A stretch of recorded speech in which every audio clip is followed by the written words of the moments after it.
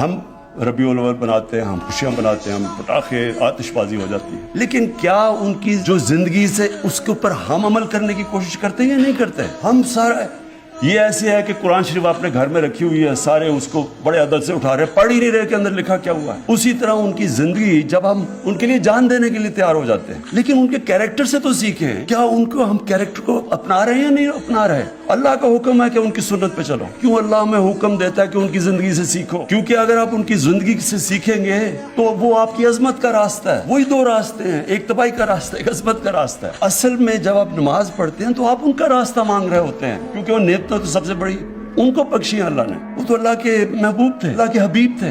اللہ ہمیں حکم کیوں کر رہا ہے کہ ان کے راستے پہ چلو؟ ہماری بہتری کے لیے. اللہ ہمیں اس لیے حکم کر رہا ہے کہ اگر آپ مدینہ کی ریاست کے اصولوں پہ اپنے ملک کو کھڑا کرو گے تو آپ کا ملک اٹھ جائے گا. آپ اگر ان کی کیریکٹر کو اپنانے کی کوشش کرو گے آپ اوپر چلے جائیں گے. تو میں نے جو دیکھا سب سے پہلے کیا چیز, یہ فینومینا کیا تھا. میں کوئی اسکالر نہیں ہوں, سب سے بڑی بات رحمت العالمین, سب انسانوں کے لیے رحمت لے کے آئے تھے. رحمت المسلمین نہیں تھے وہ. یہ بہت امپورٹنٹ ہے سمجھنے کی آپ کو بات. انہوں نے جو ساری جو ان کی وہ چیزیں کر رہے تھے انسانوں کے لیے کر رہے تھے. یہ مجھے بتائیں کہ آج کسی ماڈرن کوئی بڑے بڑی ڈیموکریسیز ہیں جی, بڑا وہاں رول آف لا ہے, کبھی آپ یہ تصور کر سکتے ہیں کہ خلیفہ وقت حضرت علی ایک یہودی شہری سے کیس ہار جاتے ہیں عدالت میں, خلیفہ وقت کیس ہار جاتا ہے. ان کا مقام دیکھیں حضرت علی کا کیا, لیکن جج کہتا کہ نہیں, آپ کے بیٹی کی گواہی میں قبول نہیں کرتا. انسانیت کا نظام تھا, سب انسان برابر تھے.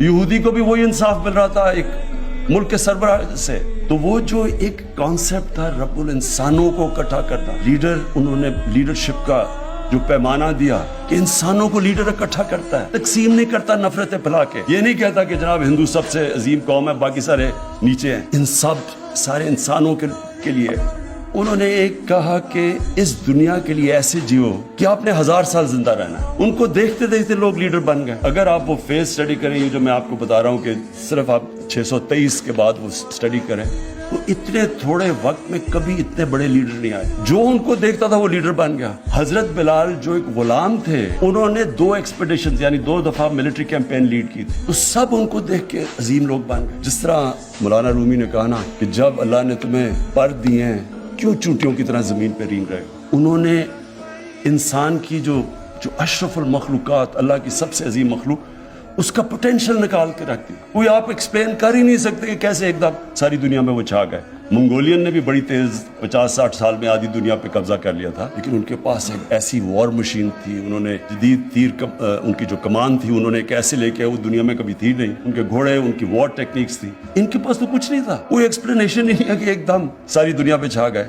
تو سب سے پہلی وجہ یہ تھی کہ انہوں نے اصل میں دین تھا انسانیت کے لیے. زیادہ تر تو شروع مسلمان تو اقلیت میں تھے. اب تاریخ تو پڑھیں, زیادہ تر تو اور لوگ ان کے ساتھ لڑ رہے تھے جب ان کے مقابلے ہوتے. جب یہ بیزنٹائن کی جو ایمپائر تھا, اس کی انہوں نے جب ادھر پھیلنا شروع کیا تو لوگ مسلمانوں کے پاس جاتے تھے. انصاف ان کا بہتر تھا. یعنی جو 2 چیزیں تھیں, انسانیت کا نظام اور انصاف کا نظام, یہ 2 بنیادیں رکھی انہوں نے مدینہ کی ریاست کہ انصاف انسان کو آزاد کر دیتا. انصاف چاہیے ہوتا ہے کمزور کو, طاقتور کبھی نہیں چاہتا انصاف, وہ این اور وہ چاہتا ہے. کمزور جو ہے اس کو طاقتور سے تحفظ چاہیے, اس کے لیے انصاف چاہیے.